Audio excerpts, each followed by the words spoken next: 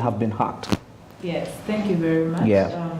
As I was saying, that you could open your computer one day and you can't open any of the files. Yeah. So you find that your documents are there, but they have been added to an extension, has been added to them, probably dot something. Yeah. And when you try to open it, it gives you can get a message saying, please pay this amount of money to this account, open and send us in Bitcoin.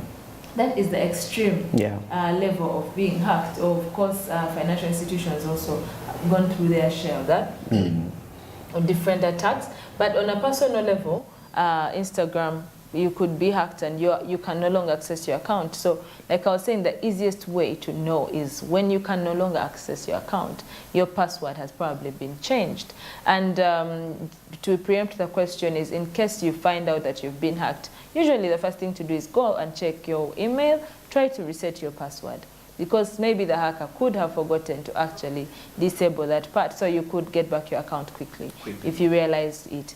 But most times if you lose access to your account and you have your password can no longer work, you try to reset the password, it's not working, then you have probably been hacked. Sometimes your friends could call you and tell you, hey, I've received a message saying you need money, how much, or which number, and you have not sent any of these messages. You probably haven't checked your Facebook in a day or two and someone has been sending messages to people from your account, or your WhatsApp has been hacked. Instagram accounts have been taken up with people who are trying to sell currencies.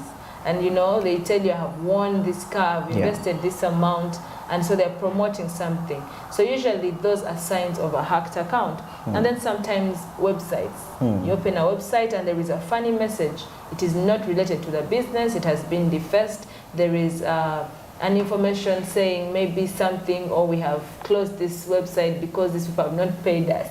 Or they have put very not nice pictures of, you know, people. And of course you could find that your personal data has been leaked in aggravated attacks. You find that your information is out there, your documents are out there, your pictures have been leaked. So those are very many different signs to know that you have been hacked. Yes. All right, thank you so much. And of course, we are still discussing cybersecurity and discussing Uganda's journey of cybersecurity ever since independence, 60 years. That's 2 days from now. We are going to be celebrating 60 years of self-rule. And of course, it's estimated that about 15 billion Ugandan shillings are lost on an annual basis as a result of cyber-related hacking. Let's talk about this. Yes, so very many financial institutions, particularly in Uganda or Africa, lose a lot of money. Yeah. And this could be fluid or hard cash in terms of, you know, people walked into the bank, opened fake accounts in different branches, and they have had a network of, you know, a fraud to defraud a bank. Sometimes there is an insider, we call them insider threats, or if someone has been working in the company for long and they have not been compensated, or they're just, we call them disgruntled employees, they're easy attacks, or they're easy, they're easy people to manipulate. And again, let's go back to where I say that people are the first line of defense. So you find that very many financial institutions, they have tried to do awareness trainings, but on maybe on a low level, and so you find that very many attacks have happened because of maybe old systems that have not patched. Sometimes the risk team has not caught something in time. Some people don't have a person in that position as well, and we find that very many times we are faced with a challenge of who did what, where did this attack come from. So there are very many interconnected systems. We have systems talking to each other, from telecom companies, from aggregator companies to banks. So you find that these systems, every time they're joining, there's a vulnerability that is happening. And that is where the check needs to be made. So each person needs to be responsible, each player, whether small or big, as long as you're collecting people's information that leads to money somewhere in any other institution, we have to take cybersecurity seriously. So you find that if we are losing over 15 billion as a country in only financial institutions, So how about data breaches? How about leaks of health institutions, information that is going out there, which we are not even talking about yet. Yeah. We are more attracted to money lost, but there is more defamation. People, businesses go out of, you know, companies go out of business because of they have lost billions of money. They have lost their credibility in the population. Okay. So all that, all those are effects of what is going on in cybersecurity. Yeah, and also, Arishaba, somebody wants to know, there are allegations that actually you, the cyber experts, are the ones who are hacking these very banks. How do you defend that? That's a very interesting analogy, actually, to look at, because it's easy for you to think that your gatekeeper is the one who enabled the thief to come into the house. You think maybe they know something. They know something. But you hired them to actually protect you. Protect you. So I understand that, and that's why awareness is very important, so that people understand this field, they understand what we're doing. And in cybersecurity, to answer your question, we have different types of hackers. So we have the black hat hackers, whom we call the ones who do the bad work.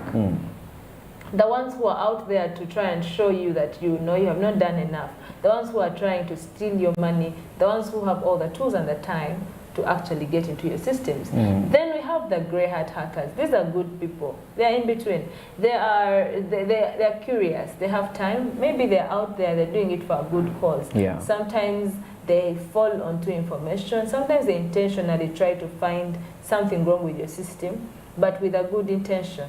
And they will probably come to you and tell you that this is what I have found. Then you can find a way of compensating them, give them a job here and there, or actually have them fix the issue.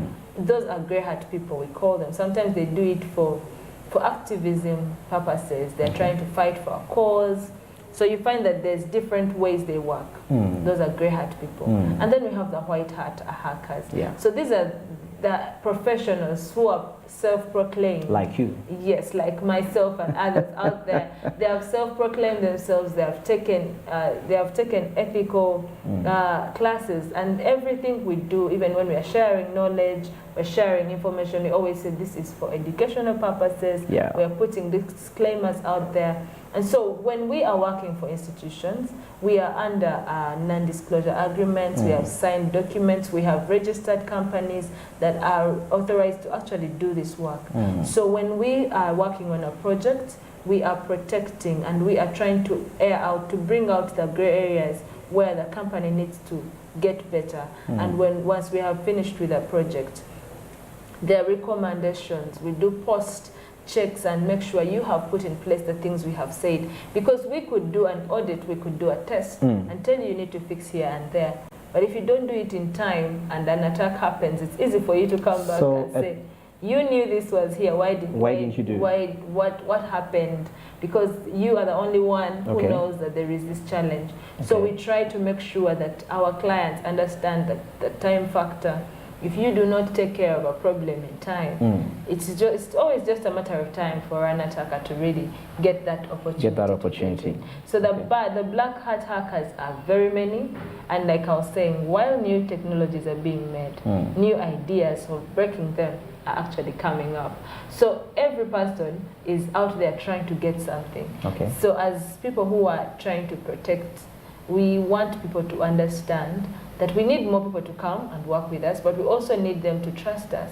We need them to understand that we are doing it for their good, and we have legal frameworks under which we work. Yes. Okay, that's very, very interesting. Now, in just 3 minutes, before we talk about the Cyber Security Awareness Month, by the way, today is, this month is the Cyber Security Awareness Month globally. Not just in Uganda, as different cybersecurity personnel are informing the public and, of course, sensitizing the masses what they need to know regarding cybersecurity. You talked about a firewall, and some viewers were totally a little bit lost. But anyways, if I may ask, first of all, what is a firewall, and how far is Uganda in terms of developing firewalls? Because 15 billion shillings is a lot of money. Yeah. I understand. 15 billion is quite a lot, and it is growing. I could say if we are not fast to harness cybersecurity, more money is going to get lost and more credibility will get lost. But we shall be here still, and more people will be joining us. So a firewall is just a term used to describe as a tool that a company can use in simple terms to divert or to avert an attack. So when you are creating your systems, you want them secure. Your systems are working very well, so you will buy or you will set up as if a gate, sort of. So when someone tries to attack you, you are monitoring, and you can tell that something is happening. So when these firewalls can disable maybe an IP address. So an IP address, again, is like an identity for any technology that is connected to, to the internet. It's like the name. So if the firewall detects that there has been a possible attack coming from this direction, then it is going to disable that IP address from reaching the resources that are in your network. So a firewall, in simple terms, is supposed to be a guard to protect you. And in terms of development, we are still mostly procuring these tools in Uganda. Yes, we're still procuring most of these tools from international service providers, and they're not very expensive. They're not actually very expensive. So let's estimate how much can a firewall go for. You could find that you could get it, let's say, about $50 and above, or even less, depending on the service provider you choose as a company, and also your objectives. So you could get between $50 going up or below, depending, but you can get one in there. So again, I wanted to say that we have a human firewall as us. So we want to create this system where people become the first. We say that people are the first line of defense. So we want them to always understand that even before we reach the technologies and the firewalls and the antiviruses and all these other technology things, we are the first line of defense. Yes, so we are like the first firewalls. Wow. Very interesting right there. So you can, at $50 or even more, not beyond 100, you can be in position to get yourself a firewall as a company. That's about 300 or 400,000. We are talking about 150. You get yourself a defensive mechanism tool, maybe just in 1 minute. Yes, 1 minute, because when you talk about the Cyber Awareness Month, those firewalls, somebody is skeptical. Can they hack my system? No, the firewalls are tools that you deploy yourself. Yeah, they can be tools, but somebody can be thinking, what if it's a trick that I get hacked? No, for example, when you are working in a system where you have employed good and skilled people, you will get recommendations of good tools. For example, if we are talking about tools, let's talk about VPNs, let's talk about honeypots, and so you are setting up a system whereby you have created layers of security.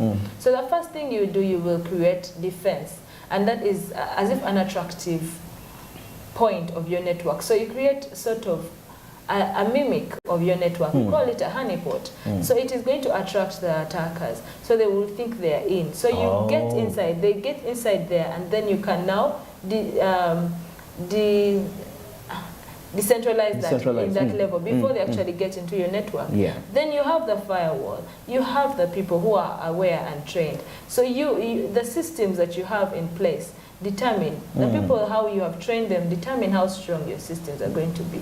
So there is not going to be a trick if you have assessed the tools that you are buying, you have made sure that they are authentic, they are licensed, and you have the right skill set to run these tools. Or you can hire a third party to actually help you. If you are an SME and you don't think that you can pay a security officer, an information security officer at that time, you can just get someone, a company on retainer, and they will do this for you. They will monitor for you, they will run for you these things at very easy costs, actually. So they're affordable for everyone, big or small businesses. Yes. Majority, in most cases in Uganda, when we hear such terms, we at times get scared, but anyone can own a firewall, any business right there. So as we wind up, let's talk about the Cybersecurity Awareness Month, global. globally? Okay, so we in Uganda are running alongside the rest of the world. The Awareness Month was started in around 2004 by the NSA. And so we are joining the rest of the world to run awareness campaigns in Uganda. And that is why we are doing all these activities. We are giving free advisory. We are giving guidelines. We are doing installations for people. We're trying to make sure that no one is left behind. And so in this Awareness Month, we're joining so many other organizations, UCC. Milima is going to be joining UCC, Ministry of ICT.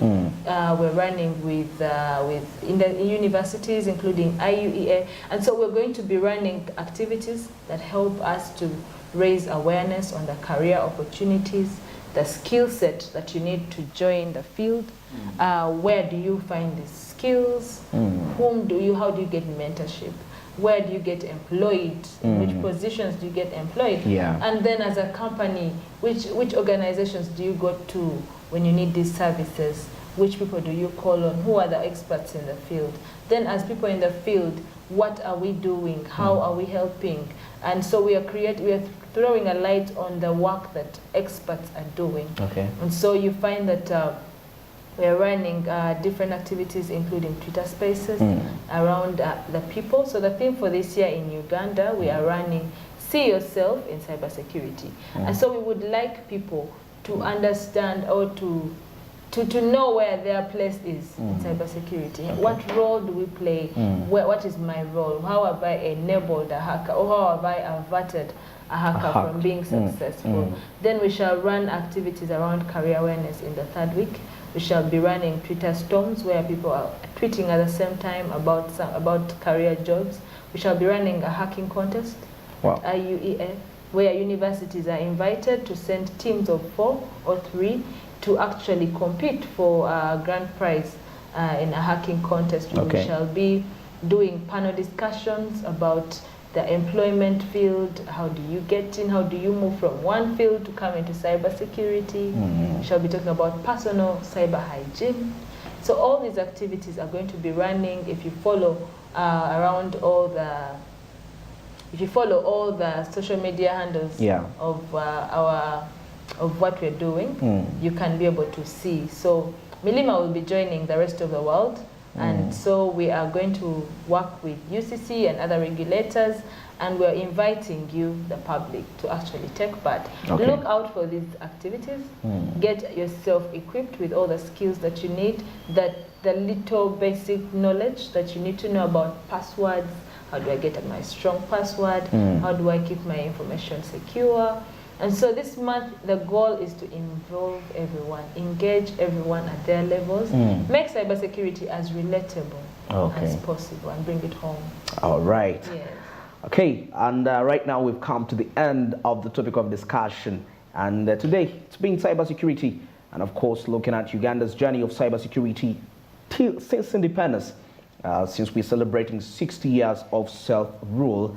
Also some cyber hygiene tactics, how to ensure that you protect your data to prevent yourself from being hacked. And of course, also, we winded up the session with understanding the cybersecurity month globally, and not just in Uganda. Uganda is training the rest of the world to celebrate the Cybersecurity Awareness Month to ensure that the public is sensitized about cybersecurity, something which we think is for only professionals, but even to the least individual in Uganda, what they call Omuntu wa wansi, you should know. You are entitled to understand cybersecurity. I've been with Femias Orishaba on site discussing cybersecurity. Thanks for coming around and educating the public about cybersecurity. I believe you've been able to take notes regarding that. And coming up right now is the weekly topic discussion. I'll be joined with Joram Paul Sonko, and we shall be discussing the different topics we've been, of course, engaging in on SMB on ground, giving more highlights and more insights and a way forward. Let's get into a short commercial break. SMB returns.